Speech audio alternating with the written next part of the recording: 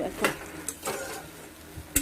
এইভাবে পাট শাক ভাজলে না তেলটা যদিও বা একটু বেশি লাগে, একদম বিনা তেলেও আমার শাশুড়ি মাকে দেখি উনি একদম তেল ছাড়া এইভাবে ভাজে, কারণ আমার শ্বশুরমশাই তেল ছাড়া খেতে ভালোবাসে। আর আমার আবার একটু উল্টো, তেলটা একটু বেশি পরিমাণে দিয়ে ভাজলে এটা দুর্দান্ত লাগে খেতে। এইটা তো হচ্ছে পাট শাক, আর এইদিকে এক কড়া এই দেখো ধোয়া ওঠা খুদের ভাত, একদম ঝরঝরা। কড়াইতেই করছি কারণ খুদের ভাতটা কড়াইতেই করা হয়, তাহলে খেতে ভালো লাগে। আর এর সাথে হবে শুকনো লঙ্কা ভাজা। আহা, মানে মাছ মাংস একদিকে আর এরকম খাবার একদিকে। এইভাবে শাকটা ভাজতে না অনেকটা সময় লাগে।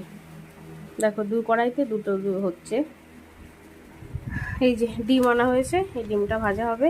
কালকে রাতে দুধ দেখো কেটে ছানা হয়ে গেছে।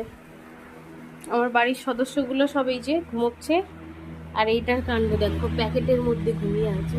ওই যে টুকি, ওই যে আমার গলুটা দুধু খাচ্ছিল, তাই তো গলু? ওর কৃমি হয়েছিল, সেই ওষুধ দিয়েছিলাম, ওষুধটা খেয়ে অনেকটা ভালো আছে। তাই না বাচ্চা? ভালো আছো? ওষুধ খেয়ে ভালো আছো? তাই কত সুন্দর কথা বলে দেখেছো? ওখানে আমি কথা বলি, ও আমার সাথে সাথে কথার উত্তর দেয়।